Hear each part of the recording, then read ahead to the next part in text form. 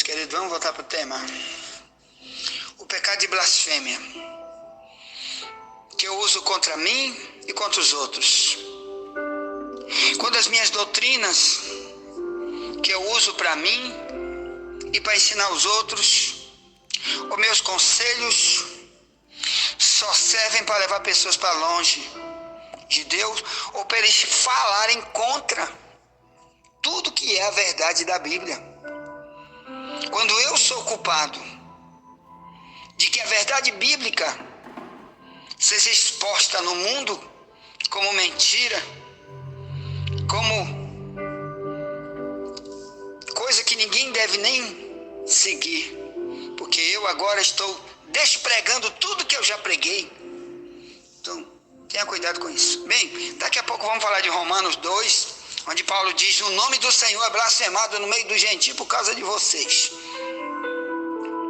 Falando para a igreja. Igreja, agora é igreja.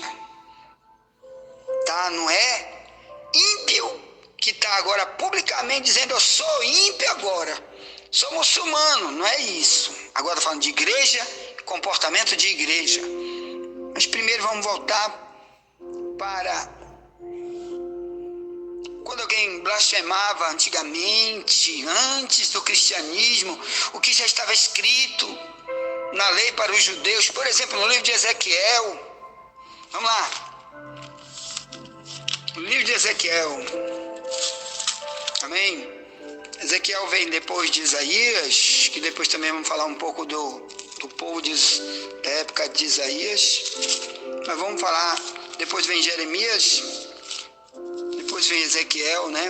O capítulo 20. Pega aí o capítulo 20 do livro de Ezequiel. Glória a Deus. Ó, vamos folhear a Bíblia. Glória a Deus. Glórias a Deus. Diz, desde o versículo 27.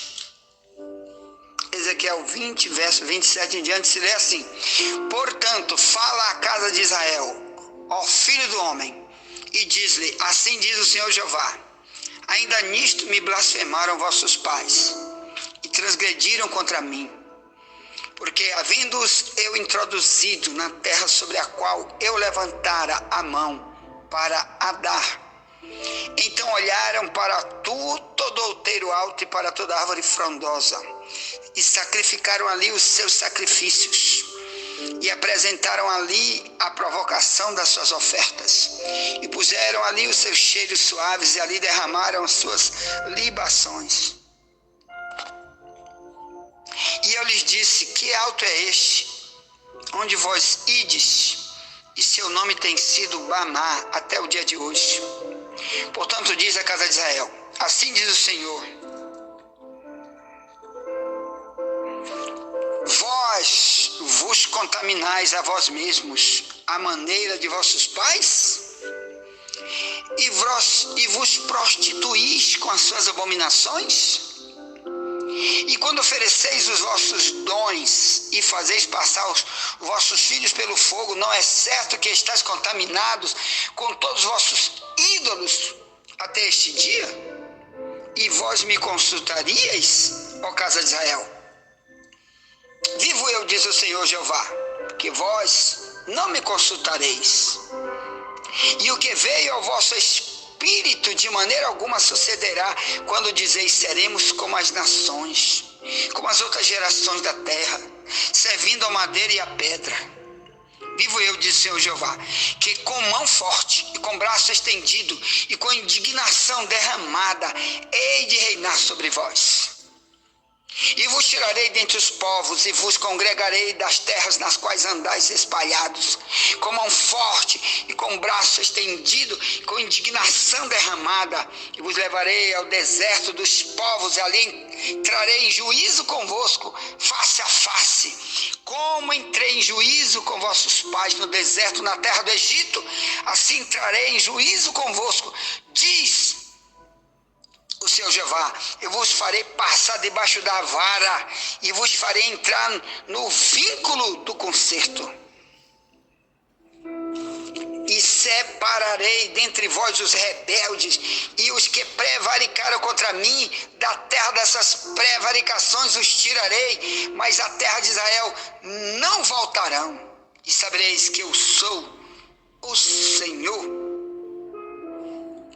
Então, meu irmão, aqui é o seguinte, na época de Ezequiel, mais ou menos no ano 600 a.C., o povo de Israel foi tão rebelde que Deus teve que enviar para a terra de Babilônia esse povo. Uma parte, que a outra foi destruída, foi morta na guerra. Então, uma parte foi presa. Essa parte que foi presa lá na Babilônia, como eles foram presos porque era rebelde a Deus, capítulo 2, de Ezequiel diz, fala para eles, são casa rebelde, seus filhos são rebeldes, o pai é rebelde, todo mundo é rebelde, eles são chamados de casa rebelde. Fala porque eles vão saber um dia que houve no meio deles um profeta. Ainda diz assim, e tu, Ezequiel, não seja rebelde como eles, fala o que eu te mando. Então, meus irmãos, mesmo Ezequiel falando, que foi mais ou menos o mesmo tempo de Jeremias, mesmo Ezequiel falando, não adiantou. Eles continuaram fazendo o quê? Idolatrias e muitas outras perversidades do diabo. E era povo de Deus. Então Deus enviou eles para a Babilônia. E lá na Babilônia, presos, eles continuaram sendo idólatras.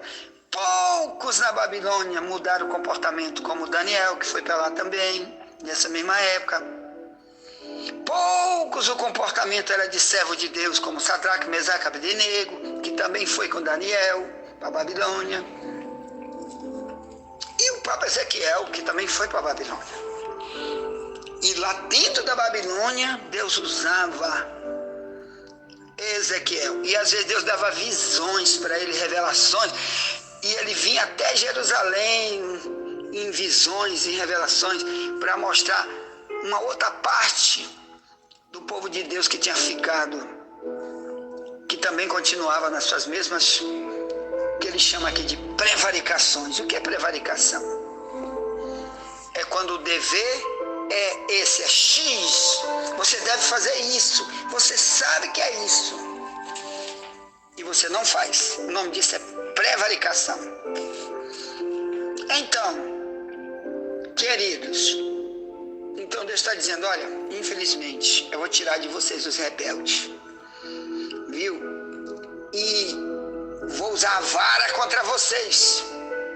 Eu vou entrar em julgamento, juízo contra vocês, contra os rebeldes, do povo de Deus. Então, irmão, o que são essas pessoas?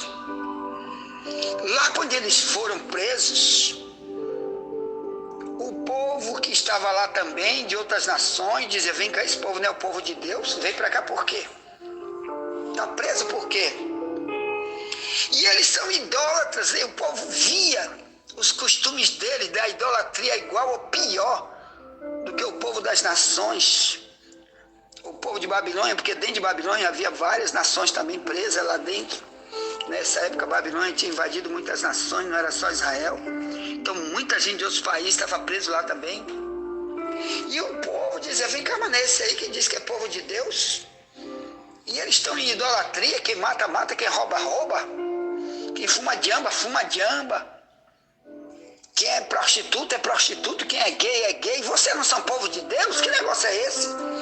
Aí o nome de Deus era blasfemado.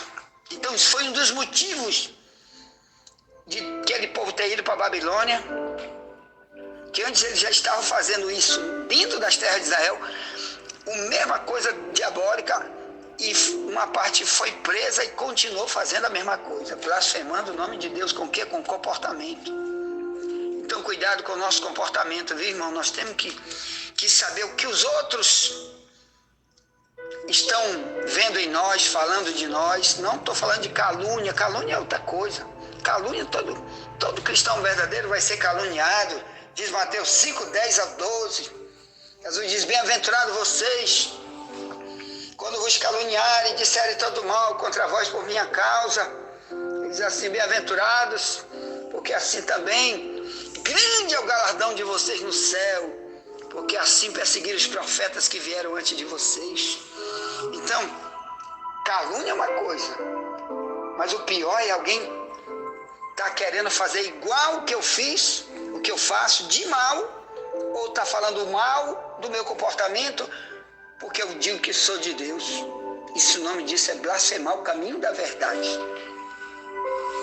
Já que o cristão, meu irmão, o Paulo, quando escreve sobre o que é o cristão verdadeiro, o que Deus gostaria que ele fosse e gostaria que todos vissem na pessoa, o Paulo escreve aqui assim, na carta para Tito, que já até lemos, que diz que devemos ser ornamento da doutrina. Diz assim, Tito 2, verso 7 em diante diz: em tudo te dá por exemplo de boas obras. Na doutrina mostra a incorrupção, gravidade, sinceridade, linguagem sã e irrepreensível, para que o adversário se envergonhe, não tendo nenhum mal que dizer de nós. Exorta os servos a que se sujeitem a seu Senhor, em tudo agradem, não contradizendo, não defraudando, antes mostrando toda boa lealdade, para que em tudo sejam ornamento da doutrina de Deus, nosso Salvador. Porque a graça de Deus se é manifestado trazendo salvação a todos os homens, ensinando-nos que, renunciando à impiedade, quer dizer, jogando fora toda a vida de ímpio, não quero mais, renunciando à impiedade e às concupiscências mundanas. Concupiscência quer dizer cobiça, desejo errado, desejo que não é o desejo verdadeiro do cristão, é o desejo mundano, do vício, da depravação, das corrupções.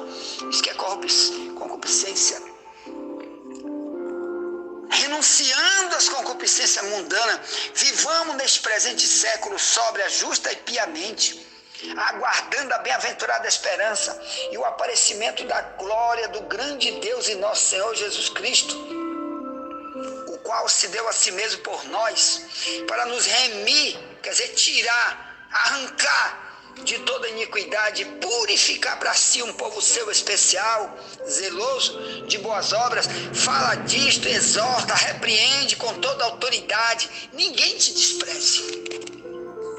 Então esse é o cristianismo, e muito mais que nós vamos ver nas cartas de Pablo, de Pedro, de João, etc., sobre como devemos vir para que todos vejam o que agora somos depois que somos cristãos, e não depois que decidimos blasfemar o nosso próprio estilo de vida, blasfemar a doutrina, ou melhor, deixar pessoas insultar aquilo que agora eu estou insultando, falando mal da doutrina que um dia aprendi. Então, meu irmão, cuidado com o pecado de blasfêmia. Eu disse para você, só tem 2 tipos de blasfêmia na terra. Um pode ser perdoado e o outro não pode ser perdoado. O que não pode ser perdoado está lá no final, em Marcos 3, 29. Quem blasfema contra o Espírito Santo não tem perdão. Quem disse foi Jesus. Quem é? É quem já teve experiência com o Espírito Santo, já teve ele dentro de si, já viveu com ele, já de verdade um dia foi nova criatura e depois começou a usar sua vida por alguma tentação desse mundo, usar suas doutrinas para o povo dizer: isso aí não é mais santo não, isso aí não é santidade mais. Ele era, mas não é mais. Porque o sócio mestre, segundo Pedro, irmão, eles eram homens de Deus. Porque lá na frente ele diz assim: melhor tu não conhecer o caminho da justiça, depois conhecendo se desviar. Não foi assim que lemos? Está aqui, 2 Pedro 2, Então significa que é uma pessoa que já tinha Deus, que já era de Deus, homem santo de Deus, mas depois o diabo começou a futucar ele, a tentar ele com bandeja do inferno. Ele começou a aceitar. Então, em segunda carta de Pedro diz assim, 2:20 em diante diz: portanto, se depois de ter escapado das corrupções do mundo, pelo conhecimento do Senhor e Salvador Jesus Cristo, forem outra vez envolvidos e vencidos. Isso aqui é 2 Pedro 2:20. Aí diz: tornou-se o último estado pior do que o primeiro. Porque melhor lhes fora não conhecer o caminho da justiça do que conhecendo desviarem-se do santo mandamento que lhes fora dado. Então, essa pessoa aqui, meu irmão, é uma pessoa que um dia foi de verdade. Uma pessoa que todos admiravam, todos elogiavam. Todos viam que ele era a luz do mundo e sal da terra. E depois o caminho do Senhor, ele começa a se desviar. Ele começa a ir para o outro lado. E ele começa agora a ter pessoas para apontar, diz: esse daí não é crente? Olha o crente. Então, queridos, Israel fez isso muitas vezes. E eu disse para você que tem dois tipos de blasfêmia, um que é perdoado, outro não. Qual é o que é perdoado? Que está aqui em Mateus 12. Jesus disse, quando eu sou um ímpio, que eu não conheço a verdade, não sei quem é Deus, tá? Eu sou um mundano, nunca fui um cristão verdadeiro, e eu cometo blasfêmia, e depois me arrependo e passo a ser um servo de Deus, estou perdoado. Mas se eu blasfemar contra o Espírito Santo, não posso ser perdoado. Então, só que pode blasfemar contra o Espírito Santo é quem já teve uma experiência, é quem já recebeu, já usou os seus dons, já foi usado por ele por ser uma pessoa santa e depois se desvia. Então aqui no Mateus 12, Jesus falou muito bem que as pessoas que não conhecem a verdade, que nunca foram da verdade bíblica, no seu estilo de vida, nos seus valores, e blasfemam, e depois vêm para Deus, Deus perdoa. Entendeu? Então está aqui o Mateus 12, né? Que Jesus disse isso para os fariseus. Ele diz assim, Mateus 12:30, quem não é comigo é contra mim, e quem comigo não ajunta espalha. Portanto, eu vos digo, todo pecado de blasfêmia se perdoará aos homens, mas a blasfêmia contra o Espírito não será perdoada aos homens. Então, até Paulo disse que quando ele era um ímpio, que ele perseguiu o caminho de Deus, ele blasfemou. Mas depois ele foi perdoado por isso, porque ele antes nunca conheceu o cristianismo. Nunca teve de verdade uma vida com o Espírito Santo. Mas depois Deus, mesmo ele sendo perseguidor antes, quando ele era um ímpio, depois ele veio para Cristo arrependido, Deus o perdoou. Está aqui, ele diz, isso aqui é o testemunho dele, 1 Timóteo 1, passando da água para o vinho e não do vinho para a lama. Paulo está passando aqui para melhorar e não para piorar, como tem muita gente depois de velho que está piorando, está se desevangelizando e está usando sua vida para ser um escândalo para os outros. Misericórdia. Então 1 Timóteo 1:12 em diante diz, e dou graças ao que me tem confortado, a Cristo Jesus, Senhor nosso, porque me teve por fiel, pondo-me no ministério, a mim, verso 13, 1 Timóteo capítulo 1, Paulo dizendo, o testemunho dele mesmo diz, a mim que dantes fui blasfemo, e perseguidor e opressor, mas alcancei misericórdia, porque eu fiz ignorantemente na incredulidade. Então está aqui, ele era um ignorante com respeito ao cristianismo, a vida com o verdadeiro Espírito Santo, porque naquela época ele tinha uma religião e eles diziam que estava com o Espírito Santo. Mas como que alguém pode estar com o Espírito Santo sendo um perseguidor, um matador de cristão, como eles eram os judeus na época? Como são muçulmanos hoje? Muçulmano, quando você vê ele dentro das orações dele nas mesquitas, das pregações dos líderes, que tem muita aí no YouTube, todos eles dizem, nós estamos cheios do Espírito Santo. O pregador está cheio do Espírito Santo, só porque está pregando. Mas ao mesmo tempo manda o Islã manda bater nas mulheres, manda matar a mulher mulher adúltera, manda um homem ter 5 mulheres. O Maomé tinha 15, que fundou o Islã no ano 600 depois de Cristo. Tinha 15 esposas. O Maomé se casou com uma menina de 6 anos de idade, fez sexo com ela, com 9, o nome dela é Aisha.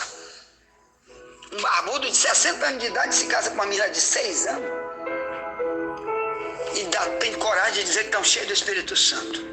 Então assim era a religião da época de Paulo. Eles diziam, estamos com Deus, Deus está conosco, Ele está em mim, no meu coração.